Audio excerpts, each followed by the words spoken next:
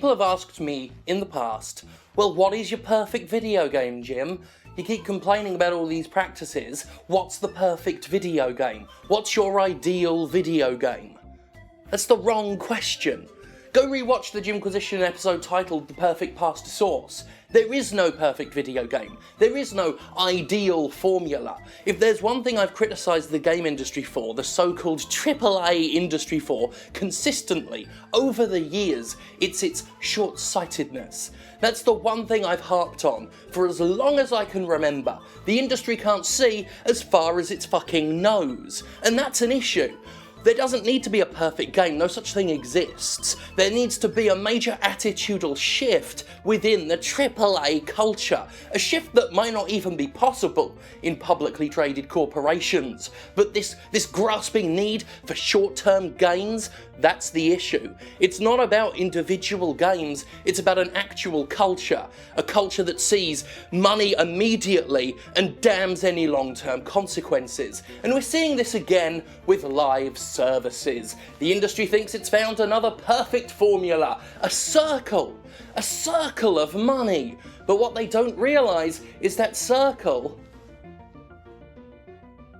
boop, is a spiral. On the Monday morning of February 12th, I said that you can expect to hear the term live services busted out a lot more by the AAA game industry in 2018. That very afternoon, news broke of an Ubisoft investor call where they were promoting their plans to move away from the traditional video game model and right onto, you guessed it, live services. Either these corporate entities love making me look prescient, or they really have become such thoroughly predictable creatures after years of studying them. In any case, it's clear the AAA industry believes it's found the solution to all its problems, and the road to live services has been steadily paved for years now. The so-called AAA industry called them games as a service, which loosely translated to online connected games in which players were coaxed into spending significantly more money on top of the money they already paid. Basic free-to-play models stuffed into premium games. Now with a sleeker, less tarnished name, less tarnished for now, companies like Electronic Arts and Ubisoft are preparing to ditch the concept of the boring, stuffy old video game as a thing of the past and promote so-called live services as the future.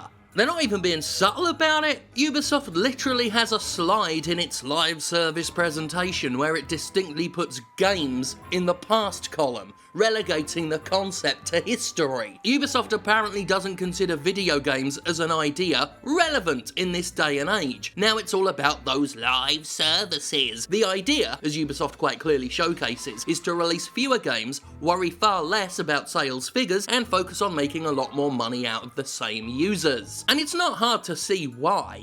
Activision Blizzard recently boasted of making an incomprehensible $4 billion from microtransactions alone, all while we're expected to believe they can't afford to make games and just sell them upfront and honestly. We've known for a while now that what the industry calls whales, a small percentage of players who spend the largest percentage of cash, are a good way to earn cash incredibly quickly with little effort. They're the kind of people the mobile market has been sucking dry for years and proudly giving little talks to their tech industry buddies about. Right now, live services are hailed as a more predictable business model, no longer driven by the need to sell a major hit. And that all sounds good on paper. Games can instead focus on what's called PRI, player recurring investment. That is, players continuing to pay money as they play the same game, rather than purchasing new games. Ubisoft has had major success here with Rainbow Six Siege, which has been ticking along for several years now, and remained a financial success by continuing to offer its players new ways to continue giving Ubisoft more money.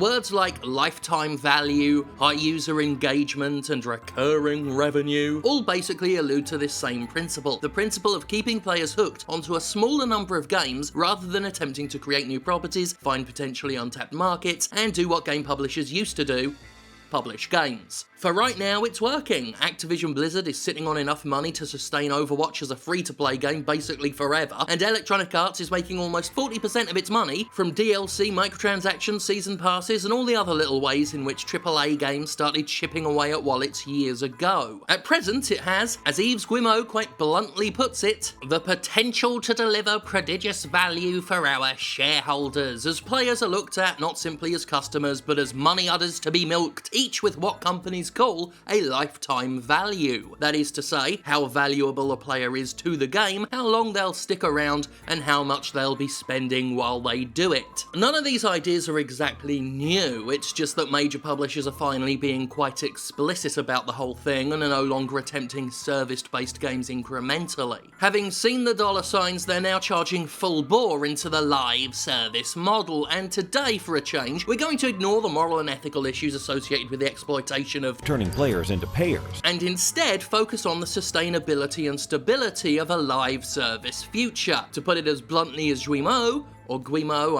I forget. I have the slightest feeling this whole service-based shit ain't fucking sustainable. By looking at this handy slide, it's clear Ubisoft and its ilk believe they found a financial perpetual motion machine in the live service business model. The problem is that perpetual motion machines don't bloody exist. A major issue with the live service model is that it costs more than money, even though we're often told microtransactions are about player choice and allow us to skip the grind. A game with a recurrent business model can't exactly keep itself recurrent if it doesn't hook players like fish and keep as many of them dangling for as long as possible. There's a reason why a lot of these games that have microtransactions as a matter of player choice are still quite grindy. Hello Destiny 2. Things like daily and weekly login bonuses, seen even in good free-to-play games like Warframe, are naked attempts to keep you addicted, keep you coming in each day to receive your payouts, less like a player of games and more like a worker punching a clock. And that's what games are looking to become now. Less hobbies, less free-time activities,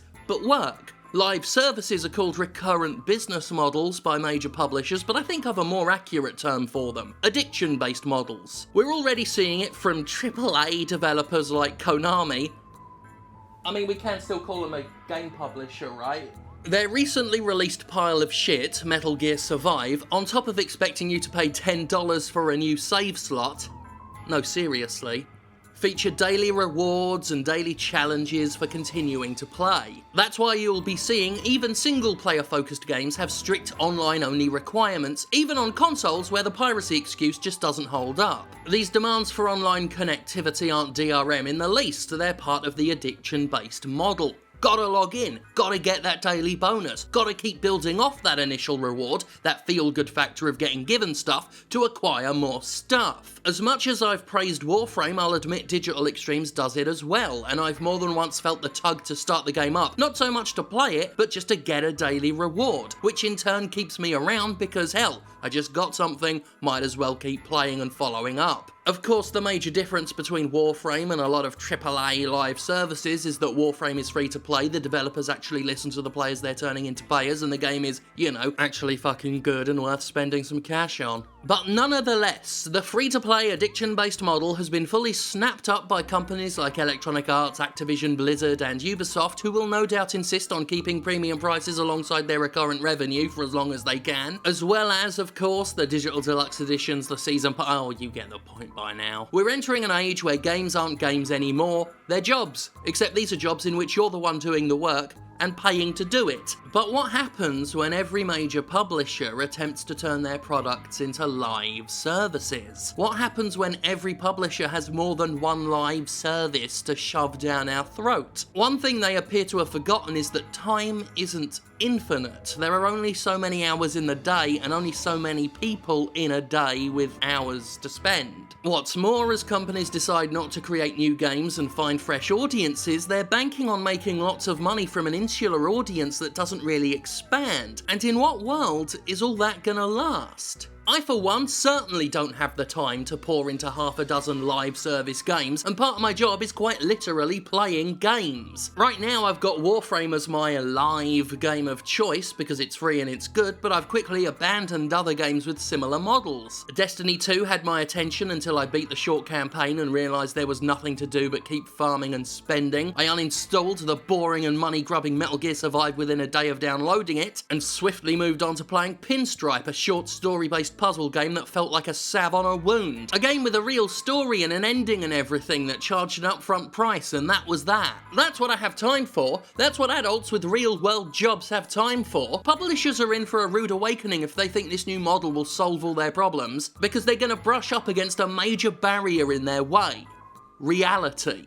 The reality is that time and money do not last forever, and people are potentially going to get forced to choose their brand and stick to it. If you're spending all day playing Destiny, what time do you have for Anthem? If you're playing Anthem all day, are you going to pick up Middle-earth Shadow of whatever word they use next? History has already showcased this problem quite adequately, because what is a live service if not an evolution of the MMO? MMOs were dominated by only a few serious contenders, and the many pretenders, some indeed from major AAA publishers, fell by the wayside, failing to even make a dent in the stranglehold World of Warcraft and a handful of other brands maintained with their own addiction-based gameplay structures. The game industry battlefield is littered with the bodies of dead MMOs, and I fail to see how the live service gold rush, based just as much on addiction and slavish devotion as MMOs, will turn out much differently. As games focus more on becoming addictive jobs, urging their worker ants to keep peddling their way toward 15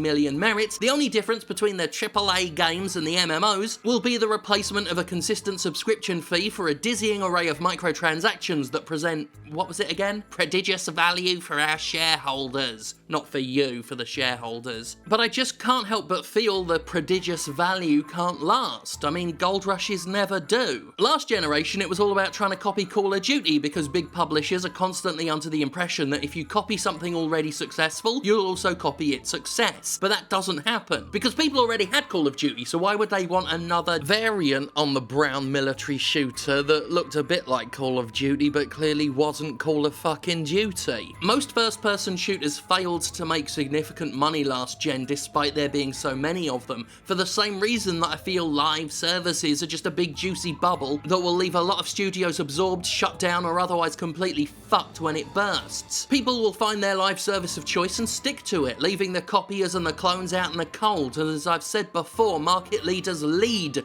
They don't follow. That's why they're market leaders, you know? But here we are, once again, just like with the FPS craze, the MMO craze, the music game craze, the companies have seen something work, and they're gonna hump it into fucking oblivion, leaving a trail of industrial and intellectual corpses in their wake. I've said before that microtransactions, season passes, loot boxes, all that fucking bollocks amounts to little more than a band-aid over a gaping wound, and so far nobody has adequately been able to explain how this isn't the case. Nobody has been able to answer the charge that as game dev costs rise to ludicrous new heights, the long-term answers provided by so-called AAA publishers are nothing more than desperate stopgaps. The only thing we know for sure is that no matter whether the bubble bursts now or years from now, no matter who gets fucked over in the meantime, Guimo, Kotick and all the other CEOs, they're still gonna have a lot of fucking money. In the meantime, Konami can keep charging $10 for save slots and we'll see how far that fucking gets them. And we end with what may be the most relevant question for you watching at home. What happens when the servers are gone? What happens when a live service has made its money, lost its player base, and the publisher doesn't want to pay for the upkeep anymore, and the servers go and you can't log in anymore?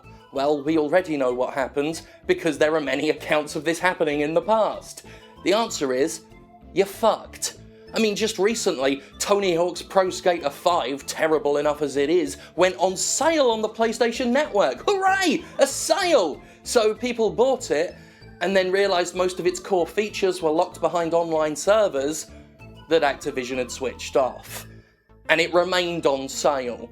It remained selling itself to people on the PlayStation Store in a vastly unplayable state. And that's just one other reason why the concept of live services as the be-all end-all answer is, well, shit. Because it ain't gonna work. The only thing you can count on, the only consistent in all of this, is that here, now, forever, you will all thank God for me.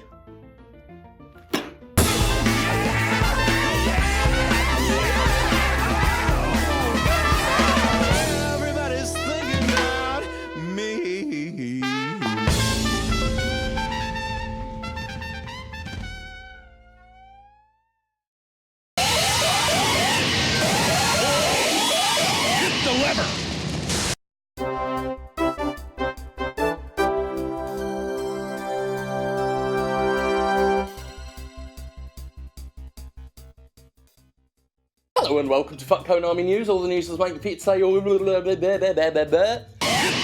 Hello and welcome to Fuck Konami News, all the news that's fit to make you say fuck Konami. Did I mention that Metal Gear Survive charges you $10 for a save slot? I am making that shit up. If you want a second save slot for another character, or if, someone else wants to play the game, that'll be $10, please. Konami, you grasping little bastards. $10 for a save slot. Metal Gear Survive already has microtransactions aplenty, but that's just not enough. We need a transaction for a save slot. And just to make sure that we're not absolutely repeating ourselves, it's also worth pointing out, because this ties in with today's main episode, when Metal Gear Survive launched, oh dear, when Metal Gear Survive launched, it was unplayable for 2 hours on the PlayStation Network, because Konami had forgot to turn the servers on.